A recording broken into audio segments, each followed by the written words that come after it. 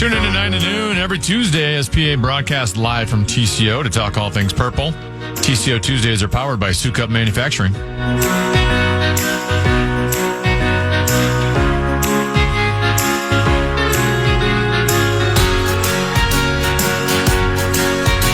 a couple 13-14 past. I'm Common, the legendary Mark Rosen here. Will you be here tomorrow? Are you out tomorrow? I am here tomorrow. Okay, and then you're out all of next week. Is that correct? That is correct. Yeah, you'll be out gallivanting here, there, and everywhere. Well, just 5 days off. Be back after that. Be back for the holidays, as they say. Good to have you here. We're all square on our bets. Power Trip Bet said I owed you 13, but then we had forgotten that we had bet on Ohio State, Indiana. I hadn't forgotten. Yeah. I guess I had. I thought it looked good when Indiana got the ball and scored on its first possession. 7-0. Man, they're for real. Yeah. And then it kind of just poof. What did you make of Ohio State? The scoreboard operator certainly had fun at Signetti's expense. He put up on there after the game was over. He said, Ohio State wins, Google it. And then, and I think Signetti was annoyed when Jason Day's the golfer. What's the first name of the coach? Ryan Day. Right. Scored that last tutty. Yeah, it was. And Day said afterwards, I think he was caught off guard by the second question from sideline reporter right after the game because he said, well, it's a top 5 game, and it's like, well, no, they weren't. No. You were already up 2 scores. You weren't going to get a third, and then they still have a chance. They're kind of a trick play almost. Yeah. I don't know why they did that. I mean, sometimes they lose track of what's going on. Well, I don't know. He didn't lose track. He did it purposely. He said so afterwards. He said, oh, yeah, he said something like, he said, we want to show them what Ohio State football is all about or something like that. I look at that. There are certain, they call them the unwritten rules. Right. Is it the end of the world? No, but it's interesting that the Signetti, maybe it's because he's kind of cocky. Smug. Yeah, and smug, that maybe that's why Day wanted to do it. I don't know if they have any type of relationship at all, good or bad. But usually when the other coach stops calling timeouts and you're down at the 1 yard line and it's under a minute, the game's over, you don't score another tutty and he wanted to. So I didn't think it was kneel down and call it a day. I didn't think it was the best move. Again, no harm, no foul. But it's one of those where I'm sure the Signetti guy will use it and say, remember that, kids. Next year when we've got Ohio State or whatever they play me again, we'll show them. But, Signetti had a bit of smugness to him, I think, in terms of the approach to the game. Another quarterback for Ohio State made a motion about him at the end of the game as well. I didn't get it. Was it some sort of putting out the cigarette or something? I don't know what. I don't even know what that was. I don't know what that was. I didn't know the significance of it, but it was Indiana has. We know. I mean, they have a very good team, and they still doesn't mean they should be eliminated from playoff consideration. Far from it, but you look at their schedule, and they really had. It wasn't too terribly difficult. No, and they were going to run into as it's been pretty much for decades when you play Ohio State, especially there. I mean, again, like I said, I watched the beginning of it. I thought this could be a really good game. Yeah. They looked really good, and then they pretty much got smoked the rest of the afternoon. Ohio State looked very good. Yeah, the Minnesota Golden Gophers gave the Nittany Lions everything they wanted. We're at the vault and. They lose by 1 to the 4th-ranked team, and I'm not saying moral victory, but it does show that the team, they've got talent on the club. I mean that's a good showing. Again, I'm not saying moral victory. You want to win that game. Of course. I think you could question a couple of decisions. One was Chip Scoggins wrote a piece about it in his column about when we tried that we're going to throw to our big 350-pound left tackle. Right. Practiced it all week. Yeah, and like Tennessee had said when we talked about it, you like coaches to be creative and try to pull a rabbit out of their hat every once in a while. And you don't criticize a guy for doing that. Yep. But a lot of times there's a time and a place for it. I don't know if that was, especially with the way Brosmer was playing and the rest of the team was, but then what happened was Penn State had converted 1 of 11 third downs. Leading up to that drive, they converted on 3 4th down conversions, including the fake punt, and that was really the deciding play. Because the Gophers decided to go even after that play to obviously kick the field goal when they could have gone for it on 4th down. They had pinned, back 7, 8 yard line, right. And even if they don't make it, obviously they still need a touchdown to win the game, but you do pin Penn State back pretty far, and they were not moving the ball well. I mean, Penn State's only going to go as far as their defense carries them. They are uber talented defensively, but their offense to me is pretty vanilla. I don't think it's going to scare anybody when they get in the postseason in the playoffs. I mean, they look like a kind of a typical Penn State game team that way. But no, it was unfortunate. I know you can pick apart a lot of different things, but overall, I mean, Rosen, I mean, he did get a lot of accolades. I know our guy Brett Nessler was doing the game. Brad Nessler and who's a color guy? He's been there forever. Danielson, yeah.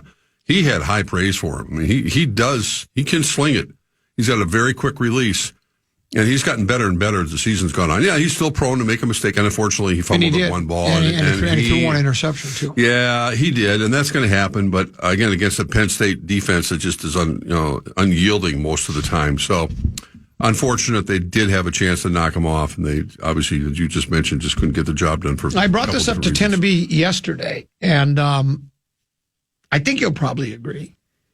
This iteration of the Minnesota Golden Gophers under Fleck is probably, for me, the most entertaining I've ever watched, just because they do throw the ball now more. Yes. I love great defense. Don't trust me. I still think defense wins championship. I prefer defensive games.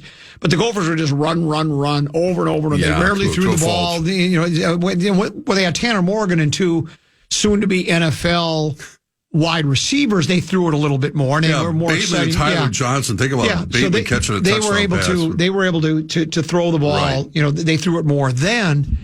But I just like that they mix it up now. They mix up the run and the pass. They're more fun to watch. That was, despite the fact they lost, it was fun. Even the game against Iowa, even though they blew that in the second half, it was a fun game to watch. Every game they've played in, it's been, to me, Michigan game even. Yeah, they've been highly entertaining, I think. Well, and now the key is to get better. Obviously, you got to have guys in the trenches to do it. They have another quarterback waiting in the wings that's going to play next year. Rosenberg's going to. He did say he's going to play in the bowl game. This is that time of year when you start seeing the top players who potentially will be NFL draftees bowing out of bowl games because they don't want to get hurt. I mean, it's simple. They never ever used to do that. And in most of the high profile games, obviously the playoff series, I don't think too many players are going to be opting out. But for the Gophers, when they'll find out on December the 8th where they're playing, that's why this Friday's game against Wisconsin is crucial for them, because they obviously will get a much better bowl game if they can beat the Badgers and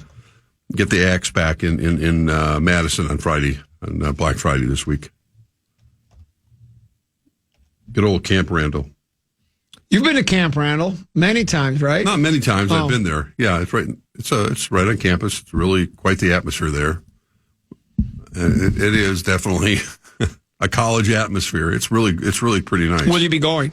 No, I will not be going.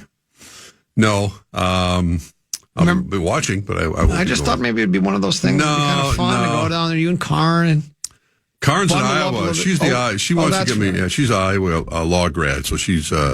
We went down there last year, but not for a game. But I promised her I'd go to Iowa City for a football game maybe next year.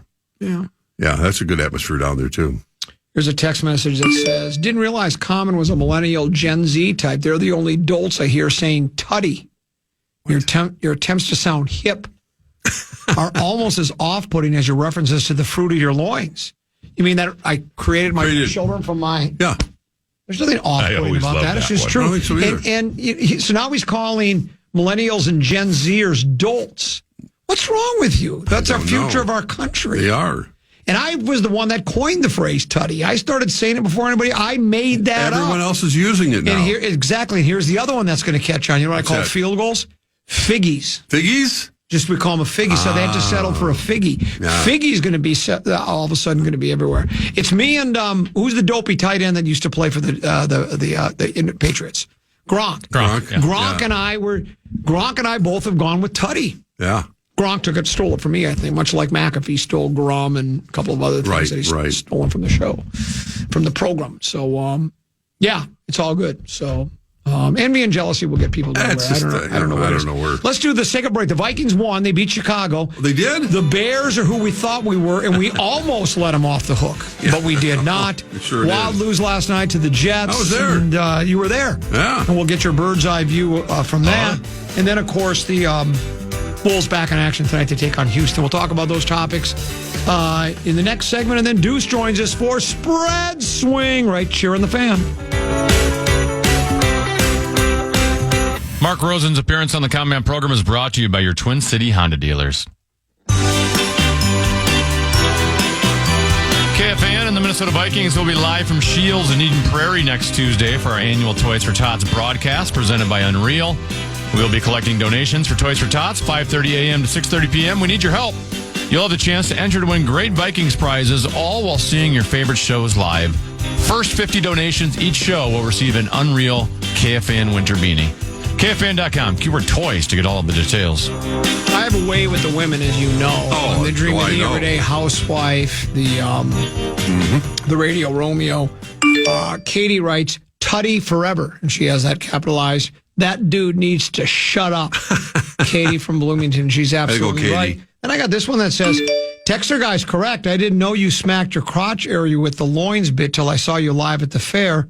Slightly off-putting. I responded, don't look. Yeah. If you don't want me looking in your windows, close your blinds. And having seen you do that many times, it's not as if you went Michael Jackson on the bit and I don't know what's grabbing your crotch. People just, it is a little off-putting. You know what you need to do? Is it? Yeah.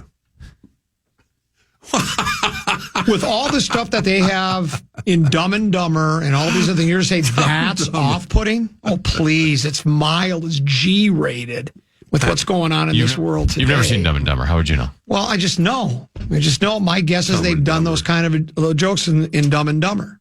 Well, I'm sure they have a lot of sexual innuendo in Dumb and Dumber. That's over the top. I know. You don't. It's not off-putting. It's that time of year where, as a matter of fact, it's comic genius is what it is. Speaking of comic genius, turn your head, look the other way. Yeah, you're kind of hitting your sides is what you're doing. Yeah, you're hitting more of your abdomen area. We'll never not do it. The best Thanksgiving movie of all time, of course, I'll have to watch again, Planes, Trains, and Automobiles. That is the classic comedy, heartfelt, the late, great John Candy and Steve Martin. There's nothing better than that. Nothing? How about Duck Soup? Duck Soup was very funny.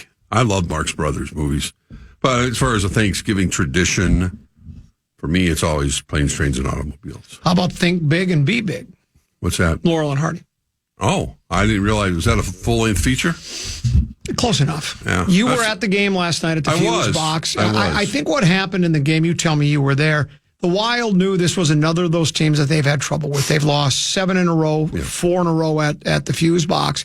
It's like, let's show them we can play with them. Let's go out there and take this game because they ended up, they outshot them 44-32. They were up by, I don't know how many shots, a 3-1 advantage when they had the breakaway. Middleton couldn't score. They went back the other way, and Niederreiter scored. And from that point on, as Tend to Be said, there was an 11-minute stretch in the third period where the Wild didn't score. They lose 4-1. One's an empty netter. But it's almost like we want to show them that we are their equal and give them everything. And they're still close in the points, but they came up a little bit short. I got to think there's got to be, it's not the end of the year or anything, but I think there's still probably some frustration in that locker room. Well, again, at this point of the year, you move on to the next game. I mean, the Wild, I'm saying they lost that game. Winnipeg won that game in the first period. The Wild were just storming the net, and I think they had 22 shots on goal in the first period. They scored their only goal in the first period. But Hellenbuck, I heard you guys were talking about the pronunciation, was that good. I mean, the Wild had some real quality chances. I don't mean the shots from the blue line. They were in front of the net numerous times, and I thought they were going to take a 3-0 lead. And then once they didn't score and capitalize on that, they continued to put some pressure on the second period. But the third period was really all Winnipeg. As soon as they got the lead,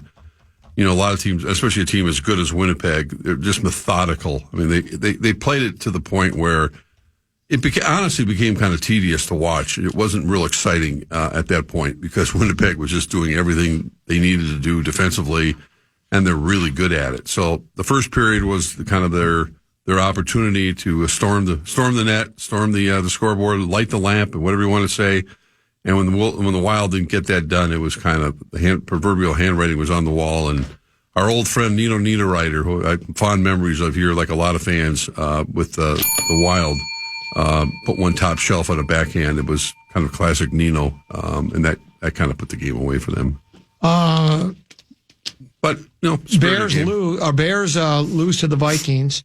A game in which it looked like it was over. The Bears, they get a late score. They get the 2-point conversion, successful onside kick off of Johnny Munt, bounces off his leg. They actually win the toss. I thought the Bears were going to score. I thought it was just it was kind of leading that way. It was like, well, this is what's going to happen now. They steal it from us late, but the Vikings defense rose to the occasion, and then even after a first down sack of Sammy Darnold. He took him down the field, 6 for 6 on that drive, and they took him down the field and they won the game. He was terrific. I mean, I agree with you. I mean, I think anyone watching that game, you couldn't imagine a worse nightmarish sort of scenario against the Bears team that was begging to be put away. Half the fans at Soldier Field apparently were already out the gate before they scored that touchdown.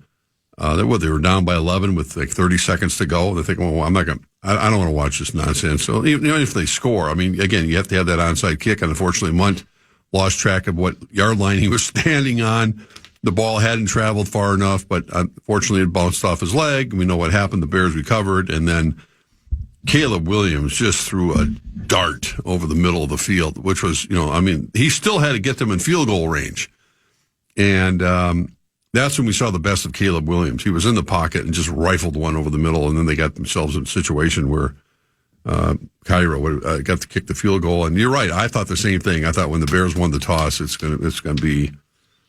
And then Caleb stood around, and they got him pinned back, and Darnold took over. To his credit, I mean, winning 3 straight road games. I don't care who you're playing. That's And I like the fact that people, do they have to play all these games so close? This is the type of game. It's the National Football League. This is the type of game you're going to have to win in the postseason. Well, unless you're Detroit. Well, the Vikings and Detroit already had their one heavyweight battle, and the Vikings were one first down away from winning that game. Detroit was still just trying to figure things out at that point. Well, maybe they were. And I don't disagree. I told you they won the Super Bowl the night they beat the Texans. And, I'm not backing off of that. But having said that, I still think there's opportunity. It looks like the Vikings, unless they do catch Detroit, are going to have to open up on the road against one of those divisional winners, Atlanta, Arizona, Seattle, one of those teams maybe. Yep. I don't know. It's a hell of a game.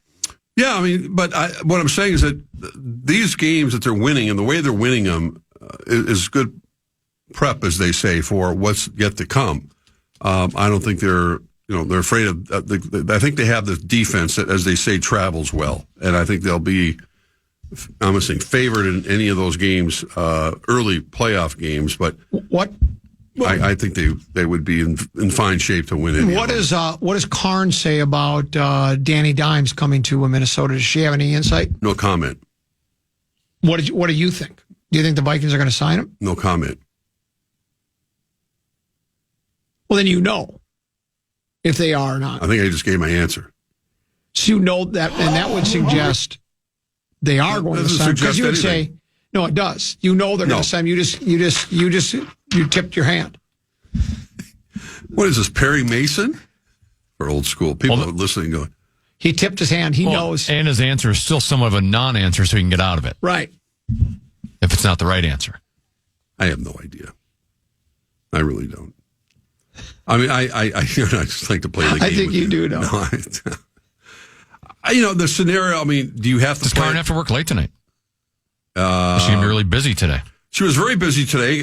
Kudos to Karen and all the staff out there because they filled a whole bunch of Thanksgiving bags for families, along with a lot of players. I think they're still doing it. This is the players' day off, obviously, at TCO, and a lot of drive-by drop-offs, and she was busy early this morning. I know, packing up a lot of those individual bags for families, and so it's very cool that she was doing that.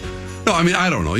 Fans can speculate all they want, and maybe it will happen, but if you do that, then you're looking at insurance for JJ next year, right? Right. Quickly, do you like the Wolves to beat the Rockets tonight? I do. I think they. You think they've settled everything and they're all? I don't get caught up in that page. What? I just I think there's dissension with the team. I don't think there's dissension. With the team. I just think they're just not. They weren't finishing and playing well enough together. I don't think they're all making way too much money. I don't think they're going to make the postseason. They're going to completely fall apart. I don't agree with that. But. Bodega Cat was the glue to that team, and you sort of take on the persona of the guy that the team leader is.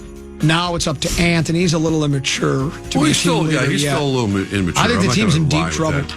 That's what I'm going to go with. All right. I'll be there tonight, too. 2 in a row. We'll break and we'll come back. Deuce will join us for Spread Swing. That's next here on The Fan.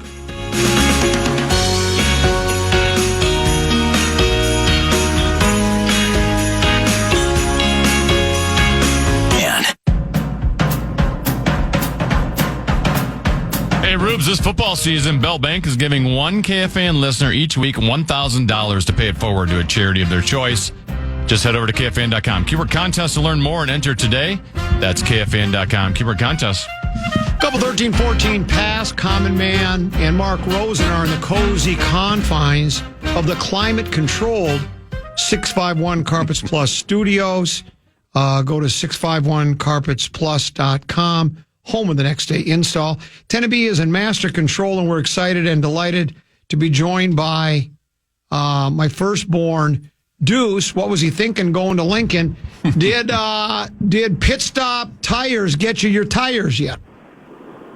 Pit Stop has got it done, and I just got gas. Right now, I'm eastbound on Highway 6, and I'll merge onto I-80 in about 6 miles. We're just starting the journey to the North Star State. It's good to see. I'm glad you're coming home. I doubted Pit Stop Tires. Deuce had a flab. We had to replace all the tires.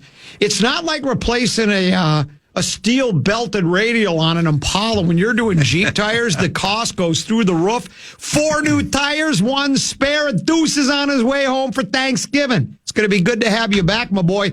Uncle Al wants us over early. He's become a bandwagon fan. We're going to watch The Roar be restored starting at 11:30 tomorrow. Now what do you think? What do you think of the Lions now? You are correct. That's Deuce. Rosen's here, 10 to B&B. Let's get started. It's time now for Spread Swing. Spread Swing.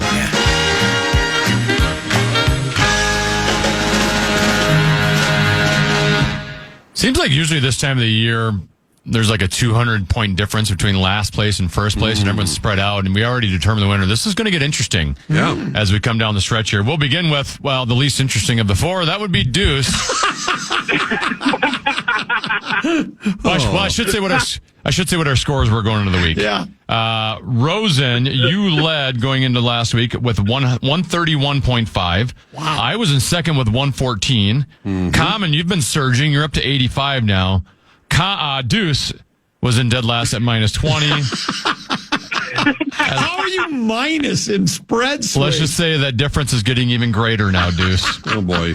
Oh, no. Deuce had the Pittsburgh Steelers minus 3.5 at Cleveland on Thursday Night Football, and Jameis Winston in the snow pulled out a 5-point win for the Browns. So, Deuce, you lost 8.5 points on that one.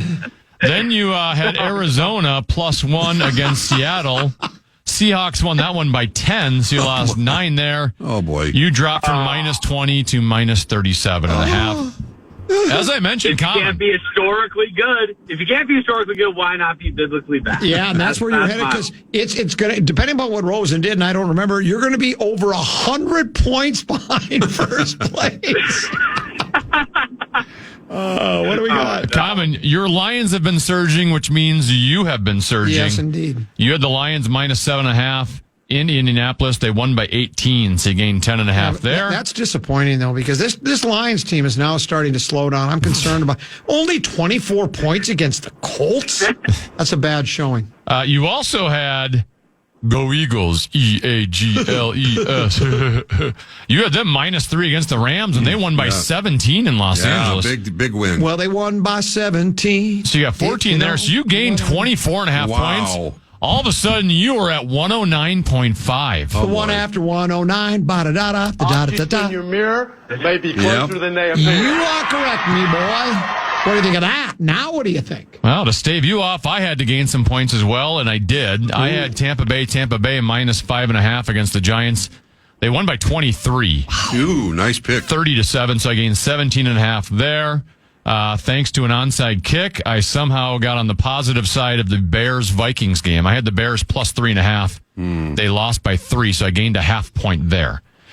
So I am now up to 132. Oh, my gosh. You must be catching me. Rosie, you did get 2 wins last week, but they're both very minor wins. Yeah. You had Denver minus 6 against Vegas. They won by 10, so you gained 4 there. All right. You had Baltimore minus 2.5 against the Chargers last night. They won by 7. Well, so they got that cheap touchdown at the end of the game.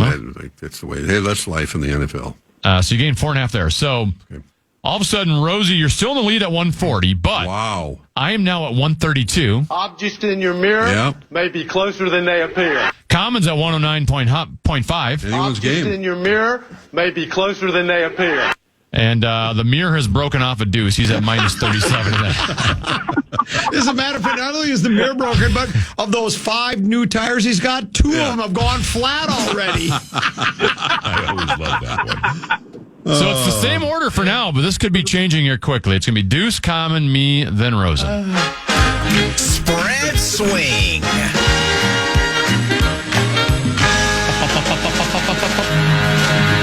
Well, what's so sad, I mean, think about this. Tenneby couldn't even get into the scores right away because he was so eager to rip into me for how uninterested my spread swing season is.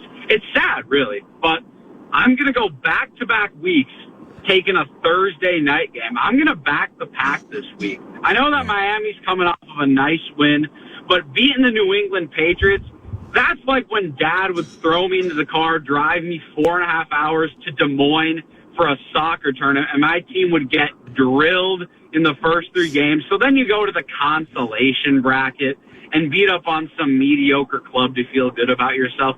That's what Miami beating New England is like. New England's terrible. It's not an impressive victory. The Green Bay Packers played a phenomenal game against San Francisco, and it's at Curly Lambeau Field. They are going to destroy the Miami Dolphins. They'll squish the fish. I'll take the Packers. Dolphins have won 3 in a row. Yep. They've been playing better. Don't matter. Once they got Tua back, Tua's they've been playing better. Fastest team in the league. That's fine. That's fine.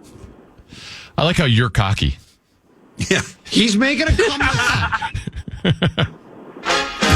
Spread Of course, how can you come back to a place you've never been?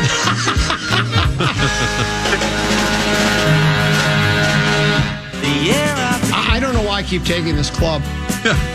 Well, they're scoring fewer. Did you see the week when they scored 7 touchdowns in the first 7 possessions and then they had to settle for a field goal? Ever since then, this offense is just not hitting on all cylinders. I think 10 points is too much. Really? But for the bit, I got to keep it For the bit, they've been getting you like 30 points every week. I know it. How do you? Not last week, they didn't. What did they get me last week? Yeah, they only get you 10.5. Yeah. 10.5 is not very much when you're used to getting hundreds. Week before that, they get you 32. Well, that was the week before. 3 weeks before that, they get you 26.5. That was 2 weeks ago. 2 weeks before that, you got 34.5. That was 3 Tells you weeks where your ago. other picks have been. That's 3 weeks ago. I'll take the Kitties and I'll give the 10 points, and I don't know why. Stand up, Ford Field. Stand up. Spread swing.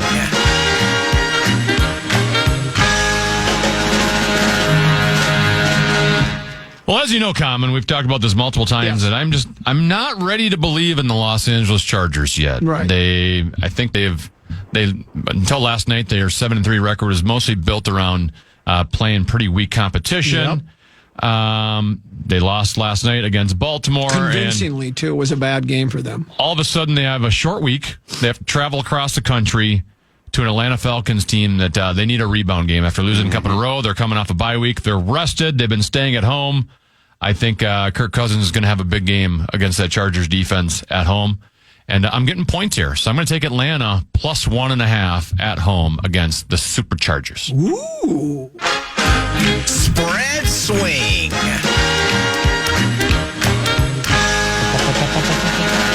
They haven't been playing nearly as well as they were earlier in the year, although, of course, the Vikings smoked them here at U.S. Bank Stadium. But, man, they're playing at Jacksonville, and Jacksonville's not going anywhere. The Houston Texans, trying to just wrap up their division, basically. They're only 4.5-point favorites on the road, but I got to believe they're going to put up 31 points against the Jaguars. So I'm going to take Houston. Jaguars. I'm going to take Houston. Ooh. And C.J. Stroud and company to. You like that home loss to Tennessee last week, huh? That really got you going. They're going to bounce back. It's a bounce back. Don't convince him. Don't That's too late. I've already written it down. Beautiful. You can't get out of it. I'm not trying to get out of it. I like him. That is your final answer. My final answer. I'll take Houston. Spread swing. By the way, quick message for Deuce. This one says, "Thanks for ruining my Thanksgiving, Deuce. Sincerely, tolerable Packer fan guy." Well, it might not only be Packer fans who I'm going to ruin their Thanksgiving. I know a lot of fans who are listening right now are not going to like this next pick one bit. Oh, boy. Because I'm going to be channeling my inner Mark Rosen. Oh, boy. And I'm taking the purple. They're playing the Arizona Cardinals at home. The Cardinals coming off of a rough loss against Seattle. They're battered, beat up. The Vikings are going to come out and get a win. They know they have to stay hot in order to keep up with the Detroit Lions. I think the Vikings are going to come out and take care of the Cardinals.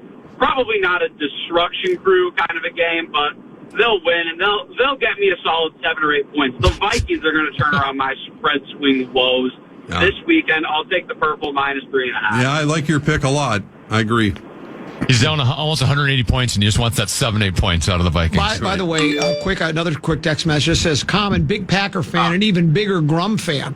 I don't think I have to watch the green and gold game Thursday now that Deuce has picked the Pack. I'll spend that time with my family, knowing the Dolphins will swim all over the Pack and blow them out. Deuce, thanks for giving me back my time with my family on Thanksgiving." He's bringing families together. You're bringing families together on Thanksgiving. Well done, Deuce. The Miami Dolphins are red hot, but it's a good thing it's mighty cold up in Green Bay, Wisconsin. They'll be cooled off. The fish will be squished. Why are people doubting me? Well, I don't know. I know why. Don't answer that. Yeah. Don't answer that. Spread swing.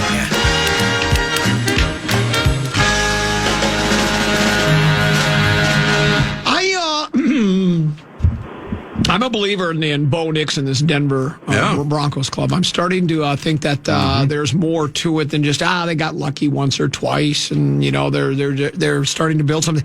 Now, I know Cleveland beat Pittsburgh the other night, but I like Denver at home. I think I'm about to say something controversial. That's interesting. Denver, the Broncos have been there for the entire week. The Browns will just be arriving on Saturday. Altitude? That's interesting. Altitude. That's interesting. Do you remember the debate between Romney and Obama? Oh. I think the same thing's going to happen here. The altitude is going to beat the Browns just like Romney beat Obama in the debate. I'll take the Broncos and give the 5.5. And the Browns had their emotional win last week against Pittsburgh. That's Jameis Winston in the snow. They are emotionally drained now. They won't give the same effort. You are correct. Spread swing.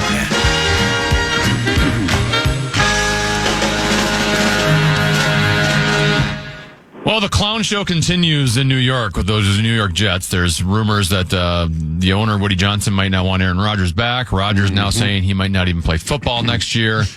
If he does, he says the Jets is his number one option, which all I know is Rodgers will make that decision very decisively this offseason. He won't let that decision linger over a couple months. We'll know right away. Yes. But it's a mess there in New York. And Seattle, all of a sudden, on top of the AFC West, and their defense is playing better. The last 2 weeks, they gave up 16 against San Francisco, gave up 6 to Kyler Murray and the Arizona Cardinals this past week, and the defense is playing better.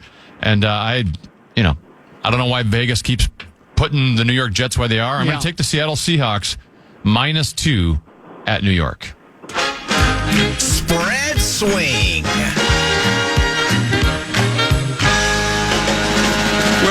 Speaking of New York, if you're looking to take a nap on Thanksgiving Day, the optimum time to do that is late afternoon when the Dallas Cowboys are hosting the New York Giants. That's a bad game. I'm getting sleepy just thinking about watching that game, but I think Jeff Hostetler is going to start for the Giants.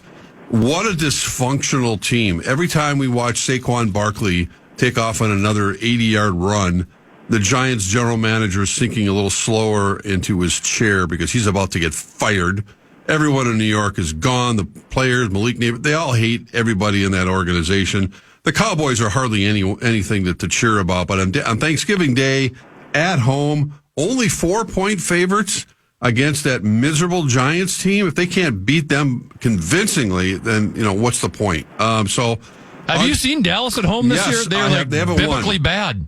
They lose every game by 30-40 at home. Have you seen the Giants play? Well, they're both awful, yes. So that's what I'm saying. I might take a snooze during it, but I'll wake up in time to see Dallas win by 14.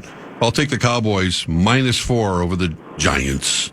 Okay, there we go. Our spread swing picks are in for another Thursday, though this is actually Tuesday, but it feels more like Wednesday. Deuce, you will be here for Thanksgiving, but you won't be here for Thanksgiving. From what your mother tells me, you'll be home tonight. You'll be around tomorrow, and you'll be around for Thanksgiving. But then Thanksgiving Day, after we have the festivities and watch the Lions squeak past the Bears, you're headed to Madison to hang out with your pals and watch the Gophers against the Badgers. Correct?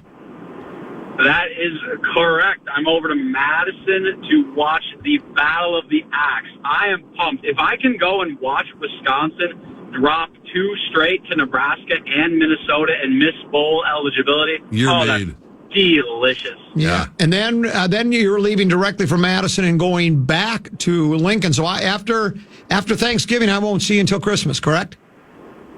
That is most likely what I'm going to do. I think I'm going back to Lincoln, but I haven't set anything in stone yet. I might come back home and be a pain in your behind for one more day. So you got that to look forward to. Beautiful. Please drive carefully, though. We'll see. What's your ETA in Minneapolis tonight back in Woodbury? So I'd say around 9:30, probably 9-ish. I'll wait up front. I'll probably be asleep on the couch when you get there. You know we will. Please drive. I'll be looking forward to it. Take it easy, Deuce. Please drive very careful.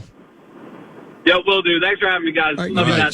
Yeah, love you, Deuce. Later. Yeah, there's Deuce. So there he is. He was that. He's on his way back from Lincoln. He's going to Madison. How many times he's made that trip from Lincoln to Minneapolis and back? That's a lot. He's done it a lot of times. Not exactly an exciting drive either. No, there's a couple of silos. Yeah, that's about it. And the thing now is the wind farms. Have you ever seen the wind farms at night? It's like the Twilight Zone. There's these red lights blinking. You feel like you're driving into some alien universe of some sort. Exactly what you're talking about. Yeah, so there's that. Does that drive mostly through Iowa? What's the state tree there? The telephone pole. Have I ever done my impression of Iowa for you? I don't remember it. It's really good. Was that Karn wouldn't like that, though. Well, she's used to it. Yeah, she's used to it. We're almost 11 months in. Have you looked at your New Year's resolutions at all? Oh, I have. I've checked those. And not only have I broken all my New Year's resolutions, but 7 of the 10 commandments as well. Oh, my. That's not a good year. I got the kind of car where you fill it with gas and doubles in value. My neighbors don't like it when I go to get the newspaper in my underwear. The store's only a block and a half away. You know the worst thing about shopping at Victoria's Secret What's is? that? They won't let you try anything on. Okay, some Wild Bill Bauer material mixed in with some of mine, and it's all for good. So, from what I understand, you're going to be roughing it for Thanksgiving. I am. We're going to be driving up with Karn and her niece up to Cold Spring. I hope there's a gas station nearby. I know there's not a grocery store nearby. I know that. You know what? We're going to Cold Spring. Well, you know what they're going to do? They're telling me they're going to actually go out and they're going to hunt for wild turkey. Yeah, they eat wild turkey. Right. They don't have store bought. Well, and then we won't see you next week, so it'll be a while. I'll be here tomorrow. Oh, that's right. You'll be here tomorrow. Yeah. But then you'll be gone. Yes, so we'll see you correct. tomorrow at 2:00. Yes, sir. Teneby, thanks for having me. Hey, great job. You as well. We enjoyed a visit with you today. Stick around and join us again tomorrow at 12 noon. Brett Blakemore is in for JG. Big tickets next. Enjoy the rest of your day.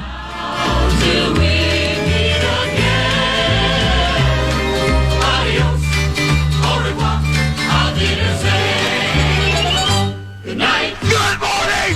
Good afternoon. And good night, Minnesota. Good night, folks. And good night, Mrs. Calabash. Wherever you are. Well done, young man. Common Man's programs by podcasting on the iHeartRadio app or KFAN.com.